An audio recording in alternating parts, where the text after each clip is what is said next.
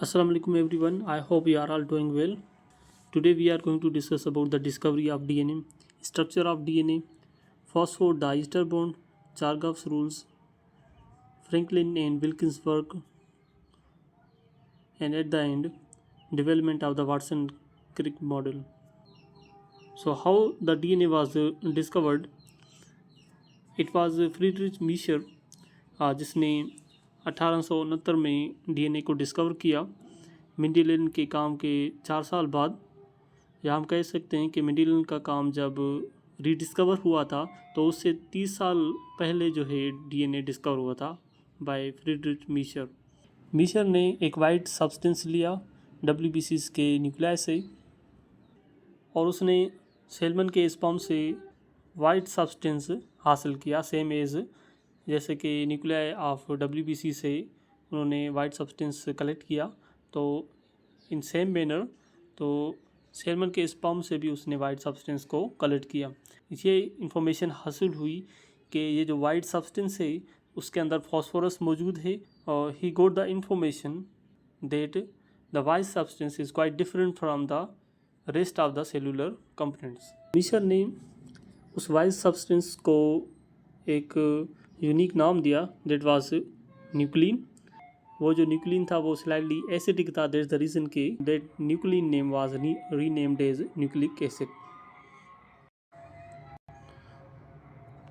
Now discussing about DNA structure, DNA के components कौन से होते हैं। फर्स्ट ऑफ ऑल एक 5 कार्बन शुगर जो कि पेंटोज शुगर जिसे हम कह सकते हैं, so it is present with in A nucleotide, A phosphate group and a nitrogenous base.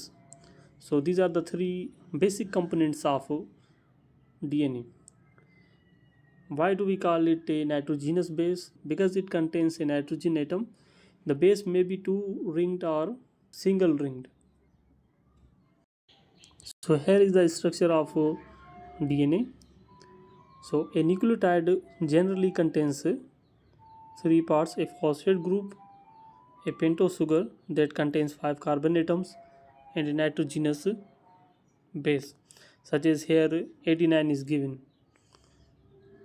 As I have already told, a nitrogenous base can be a single ringed or it can be a double ringed base. How? Let me share.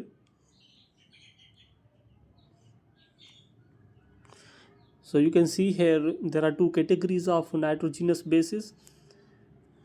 One is purines and the other is pyrimidines. So in case of adenine and guanine, so they contain 2-ringed structure. And if we talk about the cytosine and thymine, so they have single ringed structure. A 2-ringed base, purine, adenine, or symbolized as A, or the guanine, which is symbolized as G. Single ringed base, which I have already shown, that is pyrimidine, which is symbolized by T, and the cytosine symbolized by C.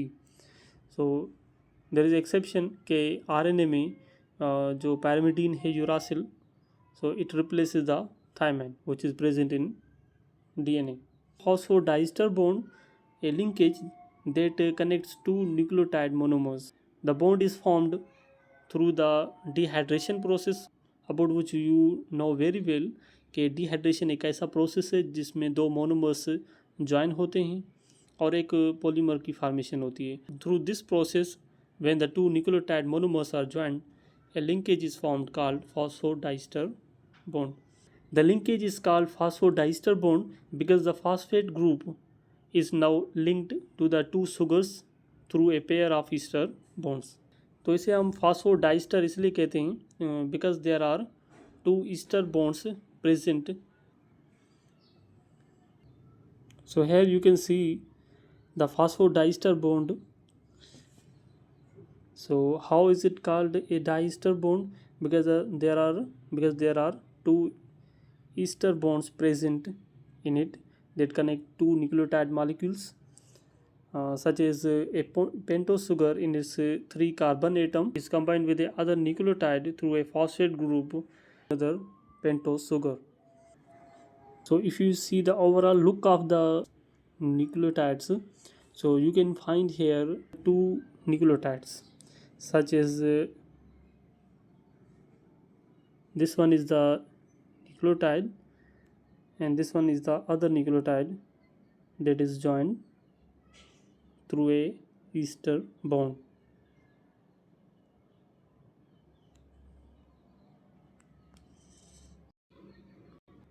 अगर हम nitrogenous base को देखें तो जो भी carbon atoms वहाँ पर मौजूद होते हैं तो क्लॉकवाइज हम उनके कार्बन एटम्स को काउंट कर सकते हैं. Such as in sugar of a nucleotide 1 to 5 is counted. The phosphate group is attached to 5 carbon atom of the sugar. अगर एक न्यूक्लियोटाइड है तो उसके पेंटोस शुगर के 5th कार्बन एटम्स पर फॉस्फेट ग्रुप ज्वाइन होता है. And on the other hand the bases are attached to the 1 carbon atom of the sugar. If we talk about the phosphodiester bond, so it involves the 5 phosphate of one nucleotide with the 3 hydroxyl of another nucleotide. Chargaff's rules. So he manifested the regularities in the ratios of bases. तो Chargaff's ने chemical clues दिए for the Watson and Crick model, जो कि DNA के double helix model को उन्होंने present किया था. तो चार्गस के जो रूल थे वो केमिकल क्लूज थे for Watson and Crick. Those rules of Chargaff: the amount of 89 present in the DNA always equals the amount of thymine. तो उसने ये रूल प्रेजेंट किया कि जो भी अमाउंट होगा 89 का तो उतना ही अमाउंट होगा थायमैन का, because it is a pair of a 89 base.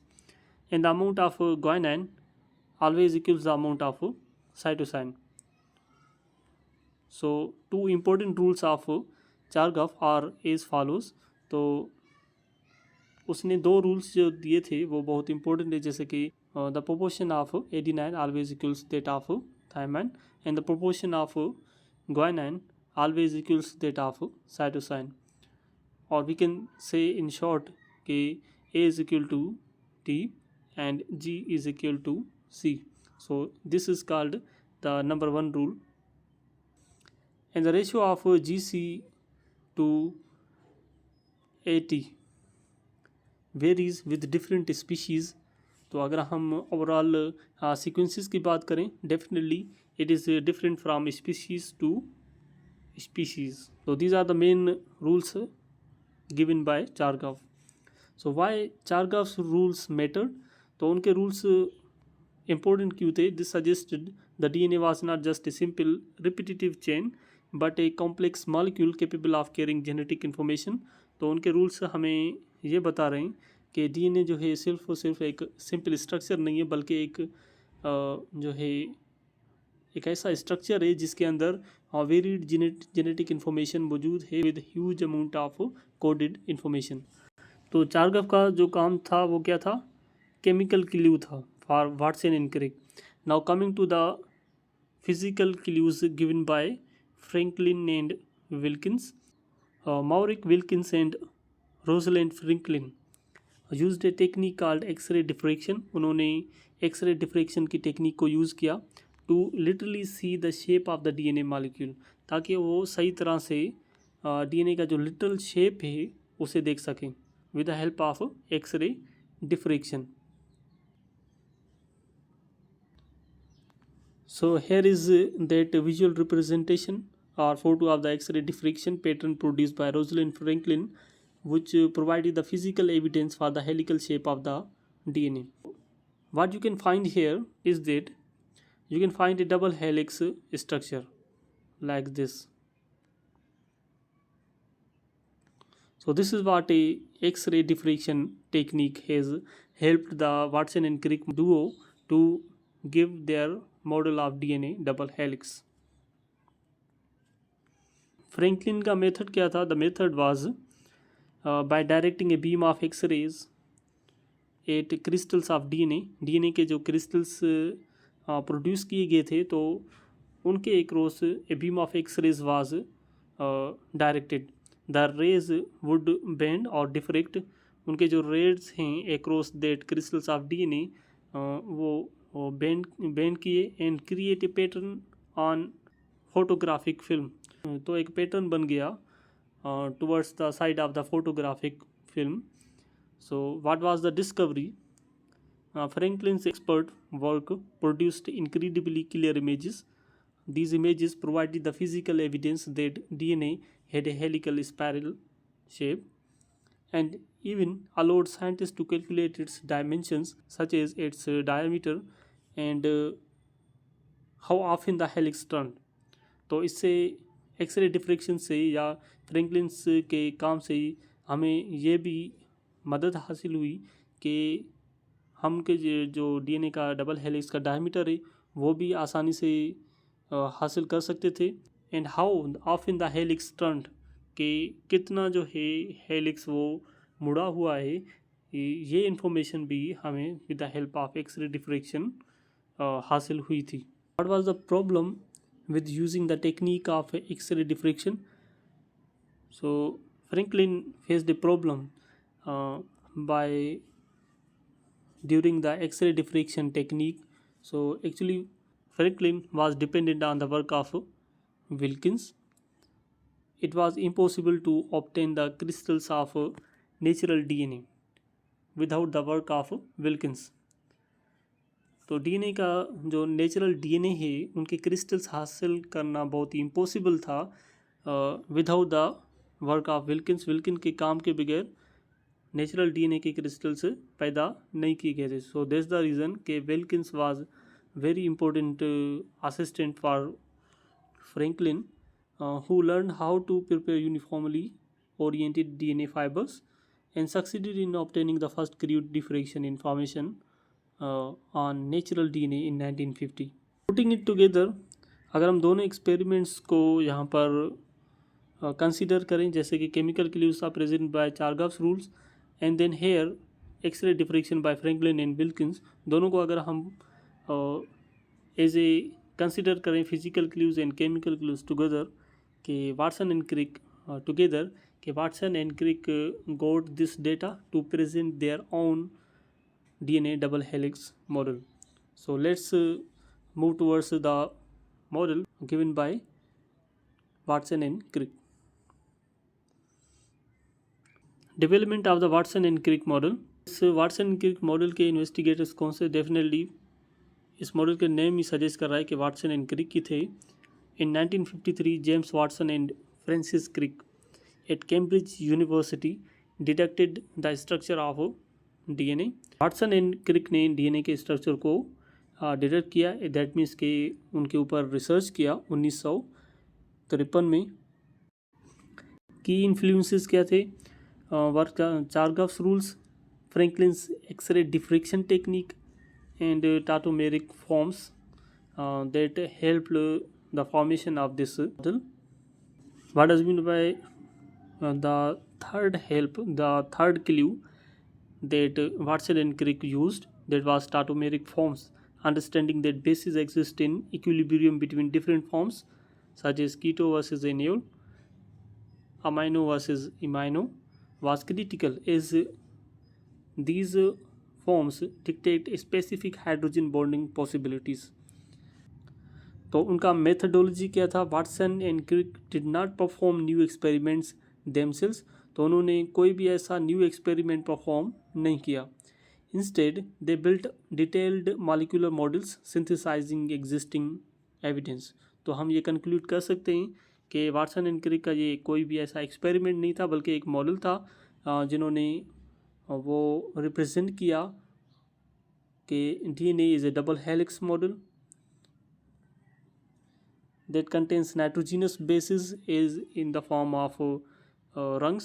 You can consider this DNA ladder as it contains the nitrogenous bases in the form of rungs. तो एक सीढ़ी होती है तो उसके रंग्स होते हैं इसी तरह जो होते हैं नाइट्रोजीनस बेसिस अरेंज है यहाँ पर और हर एक पेयर यहाँ पर लिंक्ड है with the help of hydrogen bonds. So where are those hydrogen bonds? You can see here those hydrogen bonds are present between the two bases of the nucleotide molecule. And originally the DNA is in double helix So the strands, if we see the straightened form of this double helix, so the strands are called the backbone of this ladder, and between them and in within them the bases are arranged in the form of rungs joined by the hydrogen bonds. And what are the backbones formed of? Actually, these are made up of phosphate groups and pentose sugar at regular intervals. So this is what the DNA double helix model tells us. So the molecular structure of DNA tells us that a double helix is present. DNA consists of two strands of nucleotides intertwined around a common axis, जो कि एक दूसरे से क्या है, इंटरविंड हैं, मतलब twisted हैं। फॉस्फोडाइस्टर बैकबोन वहाँ पर मौजूद होती है, जो कि मैंने ऑलरेडी आपसे शेयर किया है कि वहाँ पर फॉस्फोडाइस्टर बैकबोन भी मौजूद होता है। Each strand is a long polymer of nucleotides where sugars and phosphate group alternate, कि ये जो बैकबोन होते हैं तो उसमें फॉस्फेट ग्रुप्स और शुगर मॉलिक्यूल्स मौजूद होते हैं। And polarity, each strand has an inherent 5 to 3 polarity, तो इसमें 5 एंड इन 3 एंड मौजूद होते हैं हर एक स्ट्रैंड के एंड पर। एंटी पैरेलल कन्फिगुरेशन, तो उसमें एंटी पैरेलल कन्फिगुरेशन मौजूद होती है, such is the two strands run in opposite direction, दोनों स्ट्रैंड्स अपोजिट डायरेक्शन में होते हैं। Suppose if there is one strand that begins from the 5 end, it has 3 end on the other side, and if there is 5 end on the one side of another strand, so there will be a 3 end from the other side of that strand. So this is what the opposite direction of the strands are. Complementarity of bases, bases extend into the interior of the helix, जो भी basis होते हैं वो helix के बीच में मौजूद होते हैं, and are held together by hydrogen bonds forming the base pairs. So there are hydrogen bonds that are present between the nitrogenous bases.